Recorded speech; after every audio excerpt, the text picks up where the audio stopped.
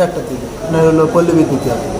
হাটে যাচ্ছিল, ওরা দুটো কুকুর আসছিল, আসার পথে একজন আমাকে অফিসে যাওয়ার পথে কিছু ভাই কুকুরে তারপরে খাওয়া মারি করছে চান্দরা পল্লী বিদ্যুৎ ফরেস্ট অফিসের সামনে থেকে আর 1 ঘন্টা আগে 6:50 করানো লোক ছিল, দোকানদার ছিল, আমার